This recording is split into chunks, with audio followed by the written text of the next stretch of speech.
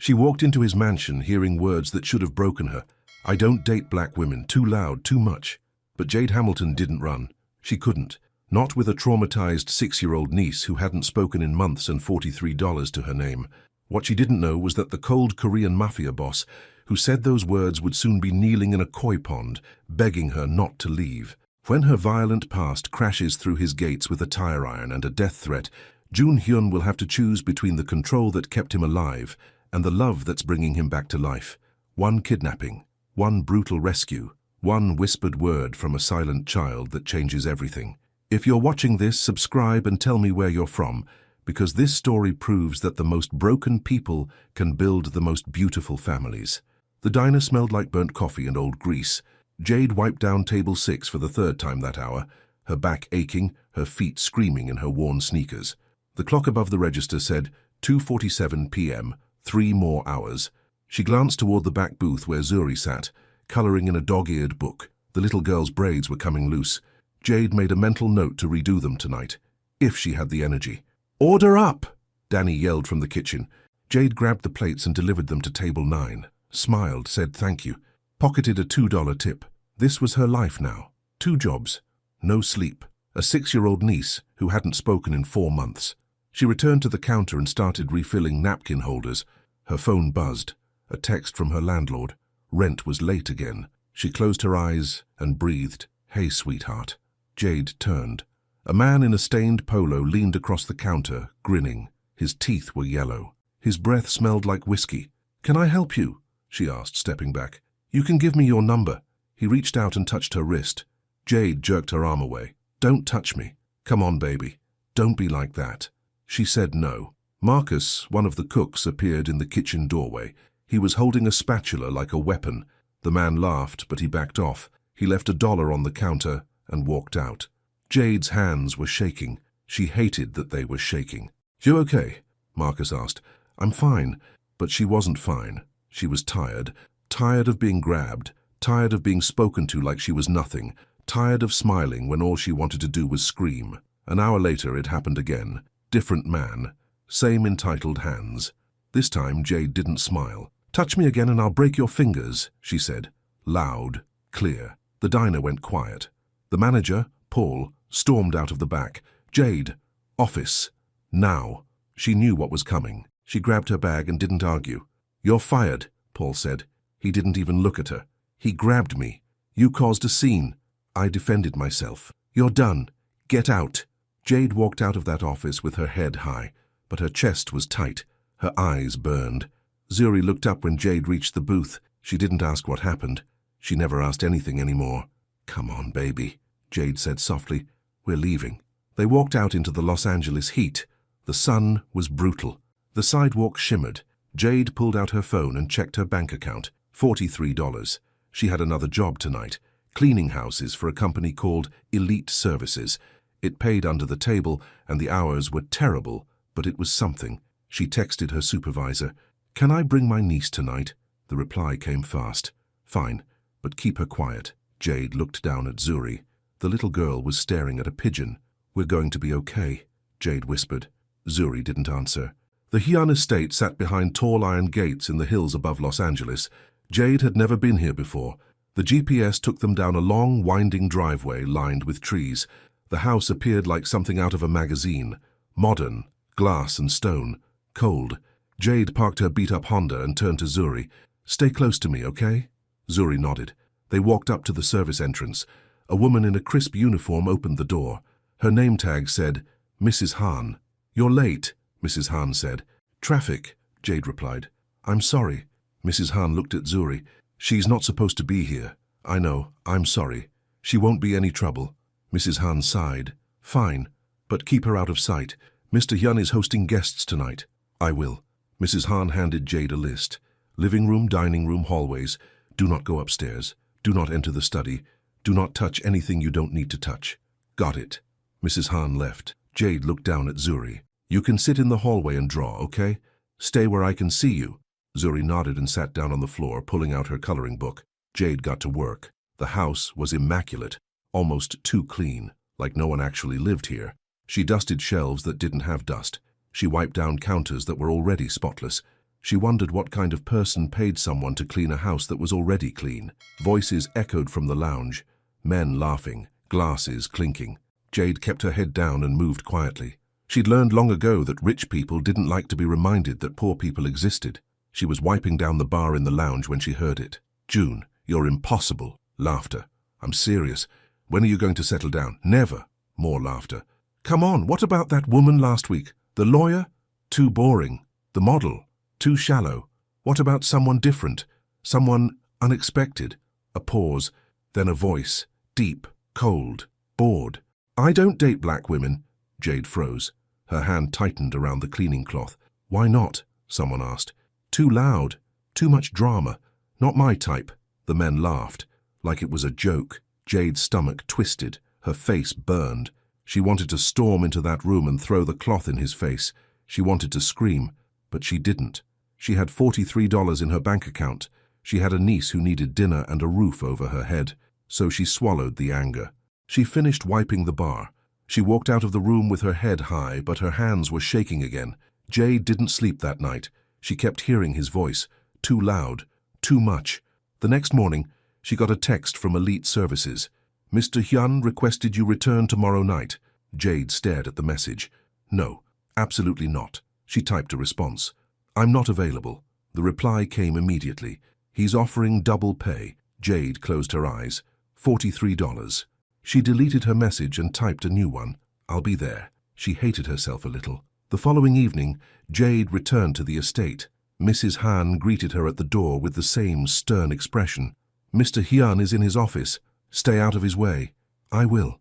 Jade got to work. She cleaned the kitchen, the dining room, the hallways. She kept Zuri close, making sure the little girl stayed quiet and out of sight. But at some point, Zuri wandered off. Jade panicked. She searched the hallways, calling Zuri's name in a harsh whisper. She found her in the garden, the koi pond. Zuri was kneeling by the water, watching the fish swim in lazy circles. Her small hand reached out toward the surface. "Zuri!" Jade ran forward, and then she saw him. Jun Hyun. He was standing on the other side of the pond, arms crossed, staring at Zuri with a cold expression. Jade's heart pounded. She reached Zuri and pulled her back. "I'm so sorry," Jade said quickly.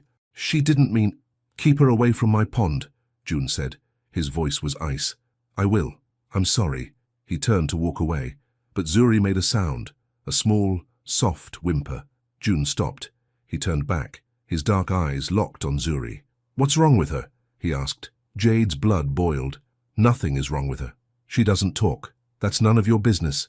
His eyes shifted to Jade. For the first time, he really looked at her. She saw something flicker in his expression. Surprise, maybe. Or curiosity. "You're the maid," he said. "Housekeeper," Jade corrected. "And yes, you were here last night." "I was." He studied her. "What's your name?" Jade hesitated. "Jade, Jade," he repeated, like he was testing the word. She wanted to say something sharp, something that would wipe that smug look off his face, but she couldn't afford to lose this job, so she just nodded. "Stay out of my garden," Jun said. Then he walked away. Jade stood there, trembling with anger. Zuri tugged on her hand. "Come on, baby," Jade whispered. "Let's go." The next morning, Jade got a call from Elite Services. "You've been promoted," her supervisor said. "What?" "Mr. Hyun requested you as full-time staff. 5 nights a week, tripled pay, room and board included." Jade nearly dropped the phone. "What?" "He was impressed with your work. Congratulations." Jade's mind raced. "I didn't ask for this. He's offering you a steady paycheck and a place to stay." "Most people would say thank you." Jade closed her eyes. She thought about her landlord, her empty bank account, Zuri's school fees. "I need to think about it," she said. "He needs an answer by tonight." Jade hung up. She looked at Zuri, who was sitting on the couch drawing. Tripled pay, room and board. She could give Zuri a safe place to sleep. She could stop living paycheck to paycheck. But she'd have to work for him, the man who thought she was too loud, too much. Jade sat down next to Zuri and put her head in her hands. "What do I do?" she whispered. Zuri didn't answer, but she reached over and put her small hand on Jade's knee.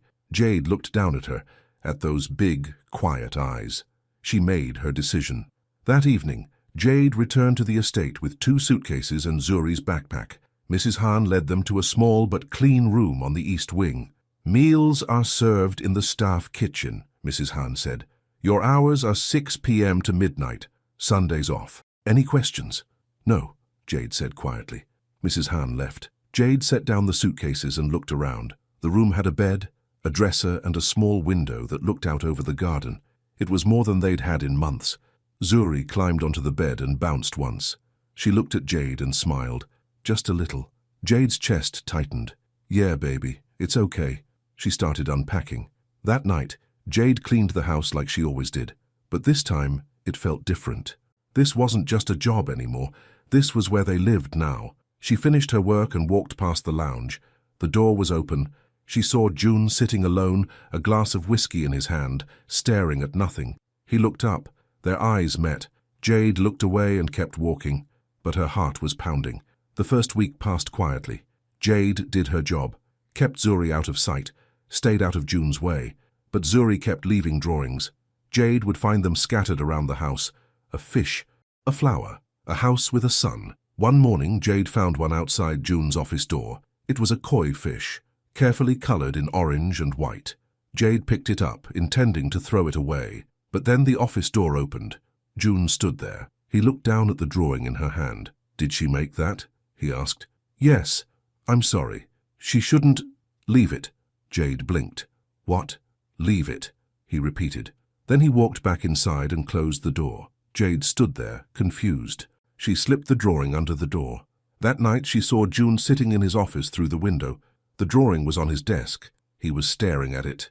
Jade didn't understand, but something in her chest shifted. Maybe he wasn't as cold as he pretended to be. On Friday, June hosted another party. Jade kept to the edges, cleaning quietly, while wealthy men in expensive suits drank and laughed. She was in the hallway when one of them stumbled toward her. He was drunk. His tie was loose. His eyes were glassy. Hey, he slurred. You're pretty. Jade stepped back. Thank you, excuse me. She tried to walk past him, but he grabbed her arm. Wait, don't go. Let go of me, Jade said firmly. Come on, just talk to me. Let go. He pulled her closer. His breath was hot and sour. Jade's heart raced. She tried to pull away, but his grip tightened, and then he was gone. June appeared like a shadow. He grabbed the man by the collar and slammed him against the wall. Touch her again and I'll break your hands, June said. His voice was quiet, deadly. The man's eyes went wide. June, I didn't... June's fist connected with the man's face. Blood sprayed. The man crumpled to the floor. The hallway went silent. Everyone stared. June turned to Jade. His eyes were dark, unreadable. Are you hurt? He asked. Jade's throat was tight. She shook her head. Go to your room, he said. Now. She didn't argue. She ran. But as she closed the door behind her, she heard him speak again. If anyone touches her, they answer to me. Jade leaned against the door, her heart pounding. She didn't know what to feel. Grateful, terrified, confused. She looked at Zuri, who was asleep on the bed. What had she gotten them into? The next morning there was a knock on the door. Jade opened it. Mrs. Han stood there with a tray of food. Mr. Hyun wanted you to have breakfast, she said. Jade stared. Why? I don't ask questions. Mrs. Han set the tray on the dresser and left. Jade looked at the food. Fresh fruit, toast, eggs, orange juice. She sat down and ate. It was the best meal she'd had in months. Later that day, Jade found June in the garden. He was standing by the koi pond, his back to her. She walked up slowly. Thank you for last night. He didn't turn around.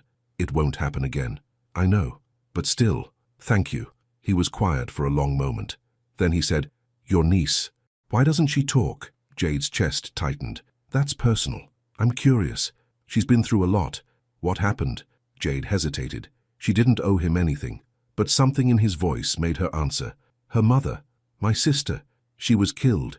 Zuri saw it. June turned. His expression was unreadable, but his eyes softened. Just a little. I'm sorry, he said. Jade nodded. She didn't trust her voice. June looked back at the pond. My son used to love koi fish. Jade's breath caught. You have a son? Had. The word hung in the air like a weight. Jade didn't ask. She knew better. They stood there in silence, watching the fish swim. And for the first time, Jade saw him as something other than cold. She saw him as broken, just like her. The days turned into weeks.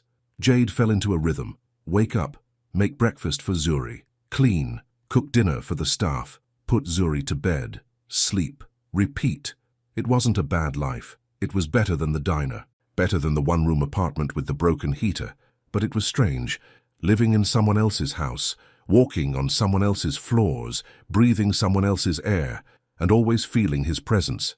Even when he wasn't there, June was like a ghost in his own home. He appeared and disappeared without warning. Sometimes she'd see him in the morning, sitting in the garden with a cup of tea. Other times, she wouldn't see him for days, but she always knew when he was watching. She'd feel his eyes on her back when she cleaned the lounge. She'd catch his shadow in the hallway when she walked Zuri to bed. It should have scared her. It didn't. It made her angry, because she didn't understand him, and she didn't like not understanding things. One night Jade was putting dishes away in the kitchen when Zuri appeared in the doorway. She was holding her stuffed rabbit, the one Jade's sister had given her before she died. Zuri walked up to Jade and tugged on her sleeve. "What is it, baby?" Jade asked. Zuri pointed toward the hallway. "You want to show me something?" Zuri nodded. Jade wiped her hands and followed. Zuri led her down the hall, past the lounge, toward the east wing. They stopped in front of a door. It was locked. A brass plate on the door said "Private."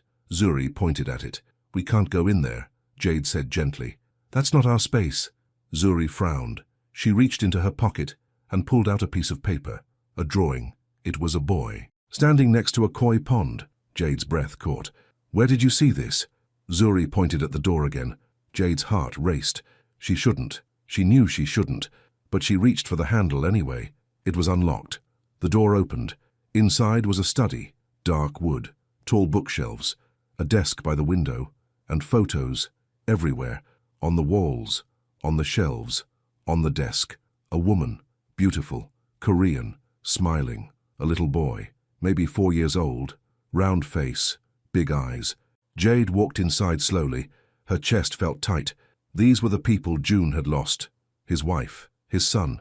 She picked up one of the photos. The boy was holding a drawing of a fish, just like Zuri's. Jade's hands trembled. "You shouldn't be in here." Jade spun around. June stood in the doorway. His face was hard, his jaw clenched. "I'm sorry," Jade said quickly. "The door was open. I didn't—" "Get out." "I'm sorry." "Get out." Jade set down the photo and grabbed Zuri's hand. They hurried past him, but as they walked away, Jade heard something. A sound, quiet, broken. She looked back. June was standing in the doorway of the study, his hand on the frame. His head was down. He looked like he was about to collapse. Jade's chest ached. She wanted to go back, to say something, anything, but she didn't. She took Zuri back to their room and closed the door. That night, Jade couldn't sleep. She kept thinking about the photos, about the little boy with the fish drawing, about June's face when he told her to leave. He wasn't just cold. He was in pain, deep, unbearable pain, and for some reason, that made her want to stay. The next morning, Jade woke to find something outside her door. A photo, face down. She picked it up and turned it over. It was the little boy, holding his fish drawing, smiling. Jade's throat tightened. She didn't know what this meant, but she kept the photo. She tucked it into her dresser drawer next to Zuri's drawings. Later that day, she saw June in the garden. He was standing by the koi pond, hands in his pockets. She walked up slowly. "Thank you for the photo." He didn't look at her. His name was Minjun. Jade's heart squeezed. It's a beautiful name. He was 4 when he died. "I'm so sorry." "My wife too, Jiyeon." Jade didn't know what to say, so she just stood there, quiet, present. June finally looked at her. His eyes were tired, haunted. "Your niece," he said. "She reminds me of him." "How?" "The drawings, the silence, the way she watches everything." Jade nodded. "She's always watching." He was too. They stood there for a long moment. The koi swam in slow circles. The sun was warm on Jade's skin. "Can I ask you something?" Jade said. "What?" "Why did you ask me to stay to work here full time?" June was quiet. Then he said, "Because you didn't run." "What do you mean?" "That night, when the man grabbed you, you could have quit, but you stayed. You stood up for yourself." He paused. "Most people run from me. You didn't." Jade's chest tightened. "I had nowhere else to go. Maybe, but you still stayed." He turned and walked away. Jade watched him go. She didn't understand him, but she was starting to. A week later, something arrived in the mail. Mrs. Han brought it to Jade's room, a small package. No return address. This came for you, Mrs. Hahn said. For me, that's what it says. Mrs. Hahn left. Jade stared at the package. She opened it slowly. Inside was a doll, old, faded, missing one eye. Jade's blood turned to ice. She knew this doll. Zuri's mother had given it to her when she was 3. Jade had thrown it away after her sister died. She couldn't stand to look at it. But now it was here. Someone had dug through her trash. Someone had found it. Someone had sent it. And there was only one person who would do that. Marcus, Zuri's father, Jade's sister's ex-boyfriend, the man who had killed her sister. Jade's hands shook. She dropped the doll like it was on fire. Zuri was at school. She was safe for now. But Jade knew what this meant. Marcus knew where they were. She ran to find June. June was in his office when Jade burst in. He looked up, startled. "What? We need to leave," Jade said. Her voice was shaking. "I need to take Zuri and leave. Right now." June stood. "What happened?" "Someone sent me something. Someone from my past. Someone dangerous." "Who?" "My niece's father. He killed my sister. He went to prison, but he's out now and he knows where we are." June's expression darkened. "Show me." Jade led him to her room. She showed him the doll. June picked it up. His jaw clenched. "When did this arrive?" "Today." "Have you seen him? Has he contacted you?" "No, but he's watching. I know he is." June set down the doll. He pulled out his phone and made a call. He spoke in Korean. Fast, urgent. When he hung up, he looked at Jade. "You're not leaving," he said. "What? You're not safe out there. You stay here. I'll double the security. You don't understand. He's dangerous. I don't care." June's voice was firm. "You're under my protection now, both of you." Jade's throat tightened. "Why? Why do you care?" June stepped closer. His dark eyes locked on hers. "Because I failed to protect the people I loved once," he said quietly. "I won't fail again." Jade's breath caught. She wanted to argue. She wanted to tell him this wasn't his fight. But the look in his eyes stopped her. He meant it. "Okay," she whispered. "Okay." June nodded. "Pack your things. You're moving to the inner wing. Tonight." The inner wing was different. Quieter. More secure. Jade and Zuri's new room was larger, with a private bathroom and a door that locked from the inside. June had installed cameras in the hallways. Guards patrolled the grounds. No one came in or out without his permission. Jade should have felt trapped. Instead, she felt safe. That night, Zuri had a nightmare. She woke up screaming, thrashing. Jade held her tight, whispering, "It's okay, baby, I'm here. You're safe." But Zuri wouldn't stop shaking. And then the door opened. June stood there. He was in a t-shirt and sweatpants. His hair was messy. He looked almost human. "Is she okay?" he asked. Jade nodded. "Just a nightmare." June walked in. He knelt down beside the bed. He looked at Zuri. "Hey," he said softly. "You're safe here. No one can hurt you." Zuri stared at him. Her breathing slowed. June reached out and gently touched her hand. "I promise," he said. Zuri's eyes filled with tears, but she nodded. June stood and looked at Jade. "I'll be outside, if you need anything." He left. Jade sat there, stunned. Who was this man? The next morning, Jade found a small box outside her door. Inside was a nightlight, shaped like a star. She plugged it in. It glowed soft and warm. That night, Zuri slept through without waking. Days passed. Jade and Zuri settled into their new routine. The inner wing felt like a different world. Quieter, safer. June was around more. He worked from home. He ate meals with the staff. He asked Jade how she was doing. It was strange, seeing him like this. Less cold, more present. One evening, Jade was cooking dinner in the staff kitchen. She was making spaghetti, simple, cheap, comforting. June walked in. He leaned against the counter and watched her. "What are you making?" he asked. "Spaghetti. Smells good." Jade glanced at him. "You're welcome to have some. I don't usually eat with the staff." "I know." June was quiet.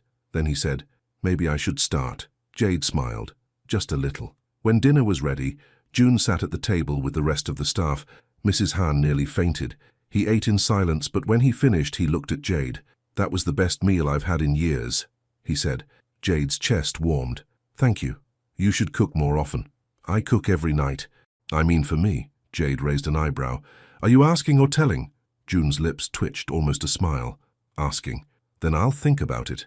He nodded. And then he did smile. Small, brief, but real. Jade's heart skipped. That night, Jade was putting Zuri to bed when the little girl pulled out a drawing. It was a picture of 3 people, a woman, a man, a little girl, holding hands. Jade's throat tightened. "Who's this?" Zuri pointed. "Woman, man, girl." "Is that us?" Jade asked. "You, me, and Mr. Hyun?" Zuri nodded. Jade's chest ached. "Baby, we're not." But she couldn't finish the sentence, because part of her wondered, what if? The next morning, Jade found June in the garden. He was feeding the koi. "Can I ask you something?" Jade said. "Always. What happened to your family? You said you failed them. But how?" June's expression darkened. He set down the fish food. He was quiet for a long time. Then he spoke. "I was in a meeting. My wife and son were driving home from his daycare. Someone planted a bomb in the car. It was meant for me. A rival syndicate. They wanted to send a message." His voice cracked. "I was the target, but they died instead." Jade's heart shattered.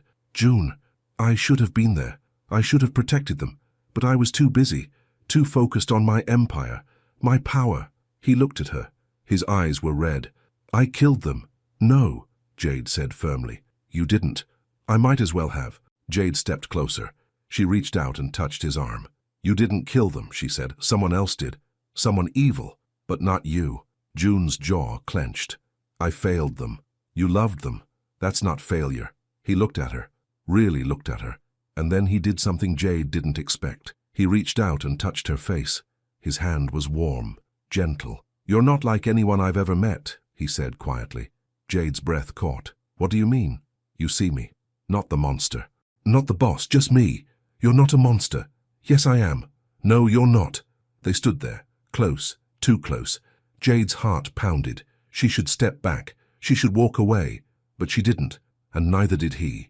"Jade," he whispered. "Yeah? Thank you." "For what?" "For staying."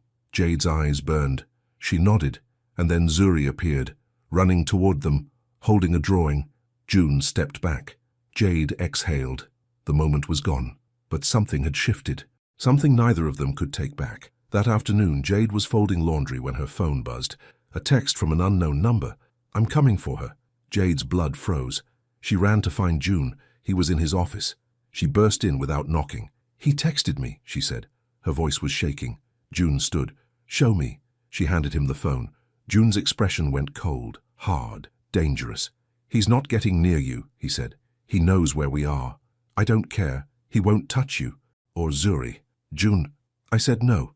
He pulled her close. His hands were on her shoulders. His eyes burned into hers. "I will burn this city down before I let him hurt you," he said. Jade's breath caught. She believed him.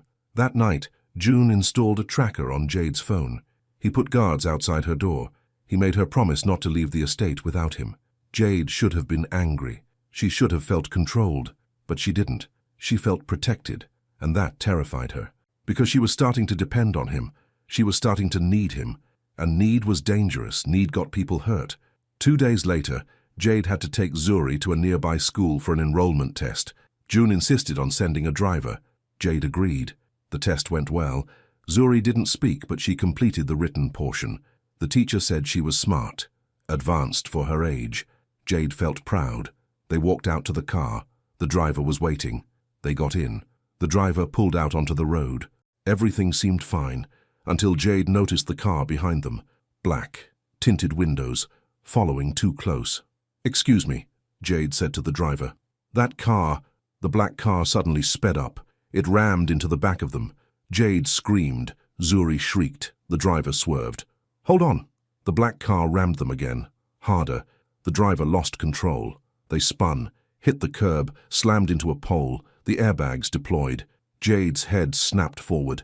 Pain exploded in her chest. Zuri was screaming. Crying? Jade reached for her. "It's okay, baby, it's okay." But it wasn't okay. The door of the black car opened. A man stepped out. Jade's heart stopped. Marcus. He walked toward the car, slowly, smiling. "Hello, Jade," he said. Jade's hands fumbled with the seatbelt. Her fingers were shaking so badly she could barely grip the buckle. "Stay in the car," she told Zuri. Her voice was sharp, desperate. But Marcus was already at the window. He tapped on the glass with his knuckles. That same lazy smile on his face, the one that used to make her sister laugh, before he showed who he really was. "Come on out, Jade," Marcus said. His voice was muffled through the glass. We need to talk. The driver was slumped over the wheel, unconscious. Blood trickled from his temple. Jade's phone was somewhere on the floor. She couldn't reach it. Marcus tried the door handle. Locked. "Don't make this difficult," he said. Jade pulled Zuri close. The little girl was trembling. Silent tears ran down her face. "It's okay," Jade whispered. "Someone's coming, he's coming." She didn't know if that was true, but she had to believe it. Marcus pulled something from his jacket. A tire iron. "Last chance," he said. He raised it. Jade covered Zuri's head with her arms. The window shattered. Glass exploded inward. Jade screamed. Zuri's scream was silent. Just a mouth open wide. No sound coming out. Marcus reached through and unlocked the door. He yanked it open. "Get out," he said. "No." He grabbed Jade's arm and pulled hard. She fought, kicked, clawed at his hands. "Stop fighting me," Marcus yelled. "Let me go." He dragged her halfway out of the car. She was still gripping Zuri's hand. And then headlights. A black SUV came around the corner. Fast, too fast. It screeched to a stop. Doors flew open. Men poured out. 4 of them, all armed. And then June. His face was a mask of fury. Marcus let go of Jade. He stepped back, hands raised. "Whoa, whoa," Marcus said. "Easy." June didn't say a word. He just walked forward. Marcus pulled a knife. "Stay back." June kept walking. "I said stay back." June moved like lightning. He grabbed Marcus's wrist and twisted. The knife clattered to the ground.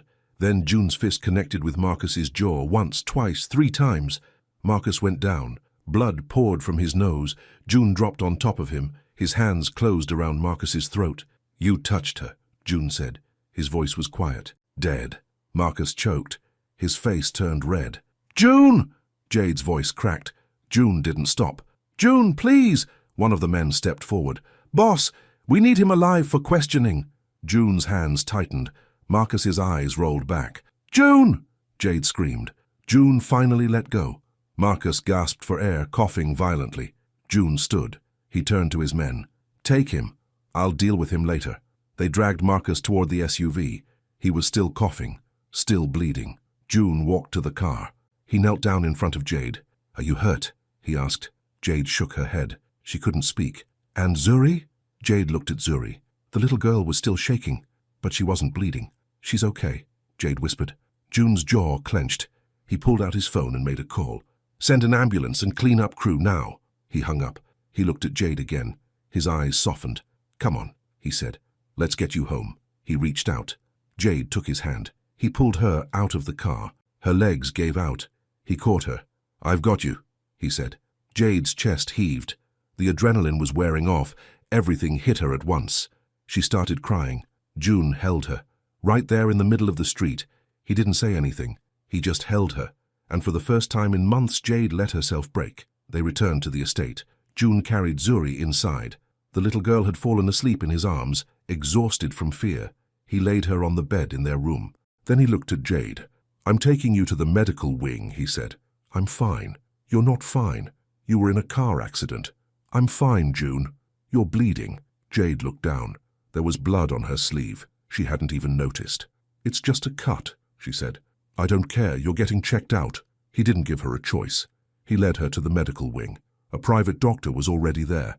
He examined her, cleaned the cut on her arm, checked her for concussion. "She's okay," the doctor said to June. "Just shaken up. She should rest." June nodded. "Thank you." The doctor left. June sat down in the chair across from Jade. He leaned forward, elbows on his knees, head in his hands. "I should have been there," he said. "You couldn't have known. I should have sent more guards. I should have gone with you myself.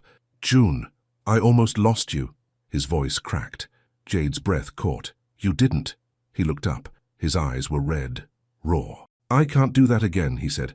"I can't lose someone I—" He stopped, his jaw clenched. Jade's heart pounded. "Someone you what?" June stood abruptly. "You should rest." "June, I'll have Mrs. Hahn bring you dinner." He walked out. Jade sat there, staring at the door. Someone he what? That night, Jade couldn't sleep. She kept replaying everything. The crash, Marcus's face, June's hands around his throat, the way he'd held her, the way he'd almost said something he couldn't take back. She got up and walked to the window. The garden was dark, but she could see a figure by the koi pond. June. He was standing in the water, fully clothed, his head down. Jade's chest tightened. She grabbed a robe and walked outside. The night air was cool. The grass was wet under her bare feet. She walked across the lawn to the pond. June didn't look up. He just stood there, water up to his knees. "June," Jade said softly. He didn't respond. She stepped into the water. It was cold. Fear soaked through her robe. She walked up to him, stood beside him. "What are you doing?" she asked. "Remembering," he said. "Remembering what?" "The last time I failed." Jade's throat tightened. "You didn't fail today." "I almost did. But you didn't. You saved us." June finally looked at her. His eyes were haunted, broken. "I can't keep everyone safe," he said. "No matter how hard I try, no one can. I should be able to. That's my job. That's what I do." "You're not God, June." "Then what am I?" Jade reached out. She touched his face. His skin was cold. "You're a man," she said. "A man who's trying his best. A man who's been through hell. But you're still here. You're still fighting. That's what matters." June's eyes filled with tears. "I'm so tired." "I know. I'm tired of losing people. I'm tired of being alone." Jade's chest ached. "You're not alone, aren't I?" "No, you have me. And Zuri." June's hand came up. He covered hers on his face. "Why do you stay?" he asked. "Why don't you run?" "Because I see you," Jade said, "the real you, and I'm not afraid." "You should be." "But I'm not." They stood there, water lapping at their legs, koi swimming around them, and then June pulled her close, his arms wrapped around her, his face buried in her hair. "Don't leave," he whispered. "Please don't leave." Jade held him tight. "I'm not going anywhere." She meant it. The next morning, Jade woke to find June asleep in the chair beside her bed. His head was tilted back, his arms were crossed. He'd stayed all night. Jade's chest warmed. She got up quietly and covered him with a blanket. Then she went to check on Zuri. The little girl was awake. She was sitting up in bed holding her stuffed rabbit. "Morning, baby," Jade said. Zuri looked at her. Then she held up a drawing. It was a picture of a man and a woman, holding hands. Jade's breath caught. "Is that me and Mr. Hune?" Zuri nodded. "Do you like him?" Jade asked. Zuri nodded again. Then she pointed to the drawing. She pointed to the woman's stomach. There was a heart drawn there. Jade's eyes burned. "Yeah, baby. Me too." Later that day, June gathered the staff. He stood in the lounge, his expression serious. "What happened yesterday won't happen again," he said. "Security has been tripled. No one leaves this estate without my permission. No one enters without clearance. And if anyone has a problem with that, you can leave now." No one moved. "Good," June said. He looked at Jade. "Jade and Zuri are under my personal protection. If anyone threatens them, you report directly to me. Understood?" "Yes, sir," the staff said in unison. Jade's throat tightened. After the meeting, June pulled her aside. "I need you to do something for me," he said. "What?" He pulled out a small device. "This is a panic button. If anything happens, you press it. I'll get an alert. I'll come immediately." "June, I'm not asking." Jade took the device. "Okay." He nodded. Then he hesitated. "There's something else." "What?" "Marcus is in my custody. I need to know what you want me to do with him." Jade's stomach twisted. "What do you mean?" "I mean I can handle this however you want. Legal or not." Jade understood. He was asking if she wanted Marcus dead. Her chest tightened. Part of her did. Part of her wanted him to suffer the way her sister had suffered. But another part of her knew that wouldn't fix anything. "I want him in prison," she said. "For good this time." June nodded. "I'll make sure of it." "How?" "I have connections. He'll never see the outside of a cell again." Jade's eyes burned. "Thank you." June stepped closer. He reached out and tucked a strand of hair behind her ear. "You're safe now," he said. "Because of you. Because you trusted me." Jade's heart pounded. She wanted to kiss him. She wanted to pull him close and never let go. But Zuri appeared in the doorway, holding another drawing. June stepped back. He cleared his throat. "I'll let you get back to your day." He walked away. Jade watched him go. Her chest ached. That evening, Jade was in the kitchen making dinner when Yun Tak appeared, June's second in command. He was tall, silent, always watching. He leaned against the counter and watched her chop vegetables. "You're good for him," Yun Tak said. Jade looked up, surprised. Yun Tak rarely spoke. "What do you mean?" she asked. "Mr. Hyun, you make him human again." Jade's throat tightened. "I don't know about that." "I do. I've worked for him for 10 years. I've never seen him like this." "Like what?" "Alive." Jade's chest warmed. "He's been through a lot." "Yes, but so have you, and you're still standing. That's why he respects you." "He respects me. He loves you." Jade's breath caught. He hasn't said that. He doesn't have to. I see the way he looks at you, the way he protects you, the way he smiles when Zuri leaves him drawings. Yuntak paused. He's afraid, but he loves you. Jade's eyes burned. I don't know what to do with that. Love him back. It's not that simple. It never is. Yuntak pushed off the counter and walked away. Jade stood there, heart pounding. Was it true? Did June love her? Did she love him? She didn't know, but she wanted to find out. That night, Jade put Zuri to bed early. The little girl was exhausted. She fell asleep almost immediately. Jade walked through the quiet house. She found June in his office. He was sitting at his desk, staring at paperwork. "Can I come in?" she asked. He looked up. Always. Jade closed the door behind her. She walked over to his desk. "I wanted to thank you," she said, "for everything. You don't need to thank me." "Yes, I do. You saved our lives. You gave us a home. You protected us." June stood. He walked around the desk. He stopped in front of her. "I told you," he said. "I failed once. I won't fail again. You keep saying that. But you didn't fail. You loved them. You did everything you could. It wasn't enough. It was everything." June's jaw clenched. "Jade, they would be proud of you, your wife, your son. They would see what I see. A man who's strong, who's loyal, who's trying so hard to do right by the people he cares about." June's eyes filled with tears. "I don't deserve that." "Yes, you do.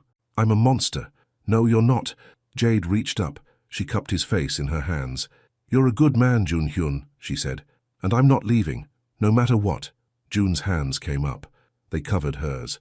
"I don't know how to do this," he whispered. "Do what? Feel this much? Care this much? It terrifies me." "I know. It terrifies me too. But you're still here." "I'm still here." June leaned down. His forehead touched hers. "I can't lose you," he said. "You won't."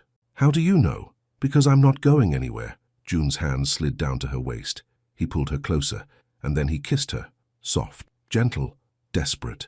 Jade's heart exploded. She kissed him back, her hands tangled in his hair, his arms wrapped around her waist.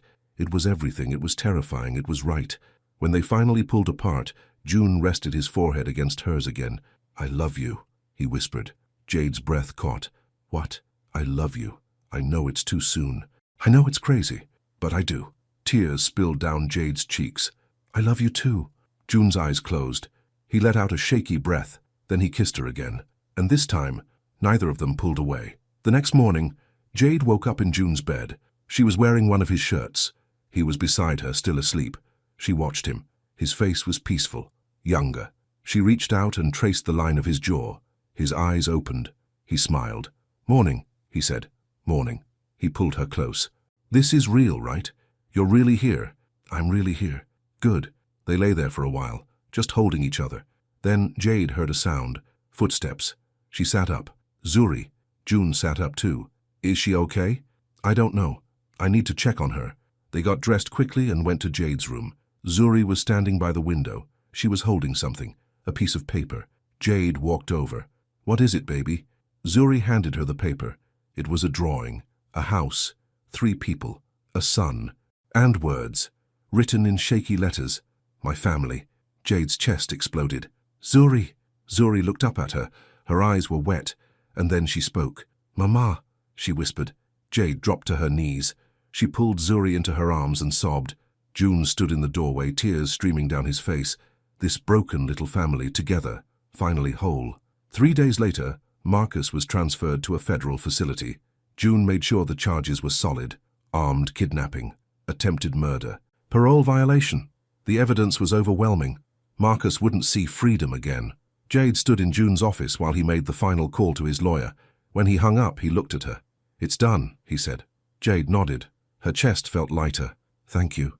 "You don't have to thank me." "Yes, I do." June walked over to her. He took her hands in his. "He can't hurt you anymore. Either of you." Jade squeezed his hands. "I know. How do you feel?" Jade thought about it. She expected to feel relieved or triumphant, but mostly she just felt tired. "I feel like I can finally breathe," she said. June pulled her close. He kissed the top of her head. "Good." They stood there for a moment. Then Jade pulled back and looked at him. "What happens now?" she asked. "What do you mean?" "I mean with us. With Zuri. What do we do now?" June's expression softened. "Whatever you want." "That's not an answer." I want you to stay, both of you. Not as staff, not as guests, as family. Jade's throat tightened. June, I mean it. I know it's fast. I know it's complicated, but I don't care. I love you. I love Zuri, and I want to build a life with you, if you'll let me. Tears filled Jade's eyes. You really mean that? Every word. Jade's chest ached. She'd spent so long being afraid of trusting, afraid of needing someone, afraid of letting herself love. But standing here, looking at June, she wasn't afraid anymore. Okay, she said. Okay? Okay. We'll stay, we'll try. We'll build something together. June's face broke into the biggest smile she'd ever seen. He lifted her off the ground and spun her around. Jade laughed, actually laughed, for the first time in months. When he set her down, he kissed her, deep and sure. I promise I'll take care of you, he said. I know you will, but I'm also going to take care of you. Deal. That evening, June surprised them. He set up a small dinner in the garden by the koi pond. Just the three of them. Candles, soft music, food that Mrs. Han had prepared. Zuri's eyes lit up when she saw it. Pretty, she whispered. It was only the third word she'd spoken, but each one felt like a miracle. They sat down together. June served the food. Jade watched him with Zuri, the way he made sure she had enough, the way he asked her questions even though she couldn't answer yet, the way he smiled when she showed him her drawings. He was trying so hard, and Zuri noticed. She kept looking at him with those big watchful eyes, like she was deciding something. After dinner, Zuri stood up. She walked around the table to June. She held out her hand. June looked at it, then at Jade, then back at Zuri. He took her hand. Zuri led him to the pond. She pointed at the koi fish. Fish, she said. June knelt down beside her. That's right. Fish. Pretty fish. Very pretty. Zuri looked up at him. You like fish? June's eyes filled with tears. I do, very much. Me too. She leaned against him. Just a little. Just enough. June wrapped his arm around her. Jade watched from the table. Her heart was so full it hurt. This was what healing looked like. The next few weeks passed in a kind of dream. Jade stopped working as staff. Instead, she started managing the household, not as a maid, but as a partner. June asked her opinion on everything. Menus, events, renovations. He valued her voice. He listened to her.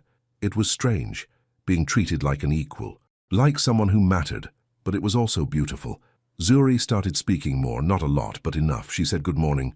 She said thank you. She said I love you. That last one made Jade cry every time. Zuri also started calling June something new. Not Mr. Hyun, not June. Appa, the Korean word for father. The first time she said it, June broke down. He cried like Jade had never seen him cry. Big, gasping sobs. He held Zuri and kept saying thank you over and over. Jade joined them. The three of them sat on the floor of the living room, holding each other, crying together. They were a family, broken pieces that somehow fit together perfectly. One morning, Jade woke up early. She walked to the kitchen to make coffee, but when she got there, she found June already awake. He was sitting at the table with a box in front of him. Morning, she said. He looked up. His expression was nervous. Morning. What's that? Something I want to show you. Jade sat down across from him. Okay. June opened the box. Inside were photos. Lots of them. These are from before, he said quietly. My wife, my son, our life together. Jade's chest tightened. June, you don't have to. I want to. I need to. He pulled out a photo. It showed his wife, Ji-yeon, smiling at the camera. She was beautiful, radiant.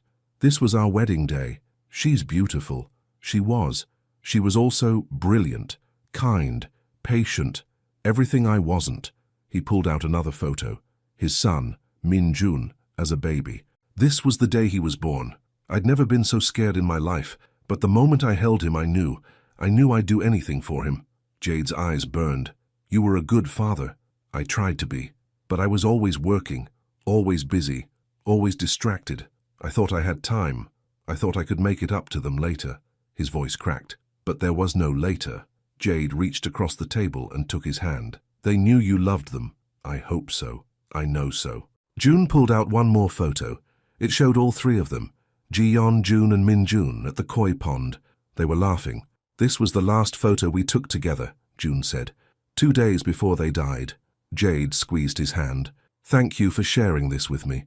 I needed to, because I want you to know what I had with them. It was real. It was beautiful, and losing them nearly destroyed me. He looked up. His eyes were red. But meeting you, meeting Zuri, you've given me something I thought I'd never have again. Hope, love, a reason to wake up in the morning.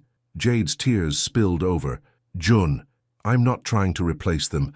I could never do that. But I think they would want me to be happy again, to love again, to live again. I think so too. So I want to do this right. I want to honor what I had. But I also want to build something new. With you. Jade stood up and walked around the table. She sat on his lap and wrapped her arms around him. We'll build it together, she said. June held her tight. Together. That afternoon, June had a surprise.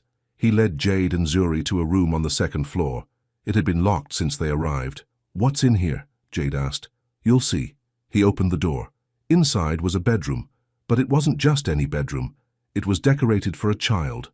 Soft colors, bookshelves, toys. A bed shaped like a castle. Zuri gasped. This was Min Jun's room, June said quietly. I kept it locked. I couldn't bear to look at it, but I want Zuri to have it, if that's okay. Jade's chest exploded.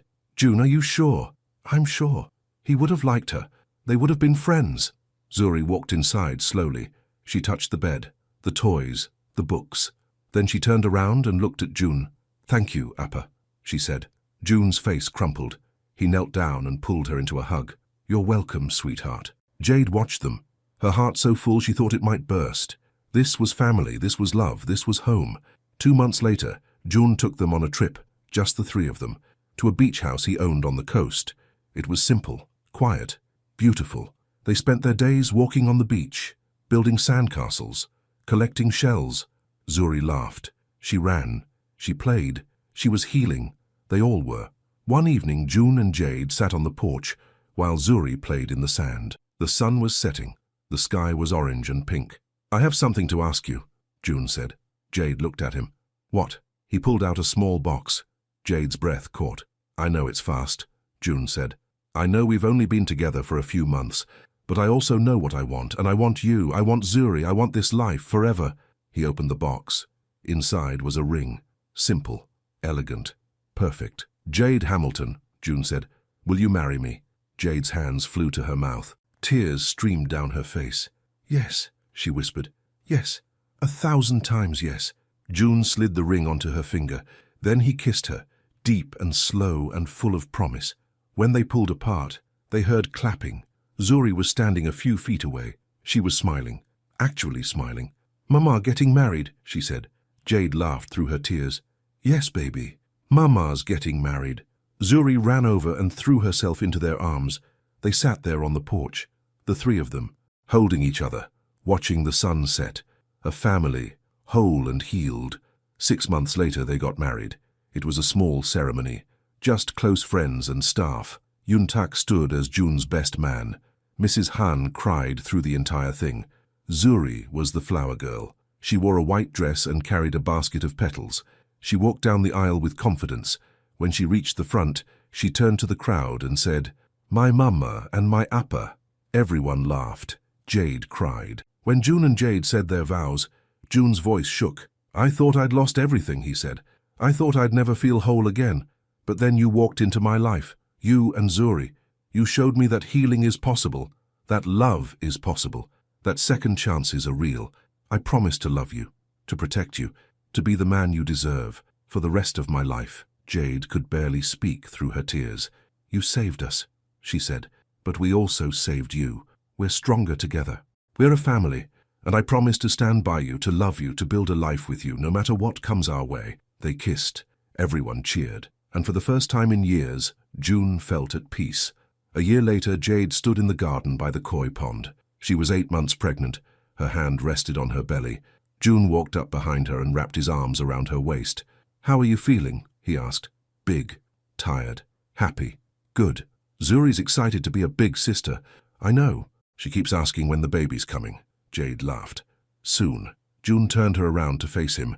I love you. I love you too. He kissed her, soft and sweet.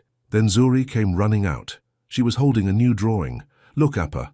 Look, Mama. It was a picture of 5 people, June, Jade, Zuri, a baby, and in the corner 2 figures, faded but present, Jiyeon and Min Jun. They're watching us, Zuri said.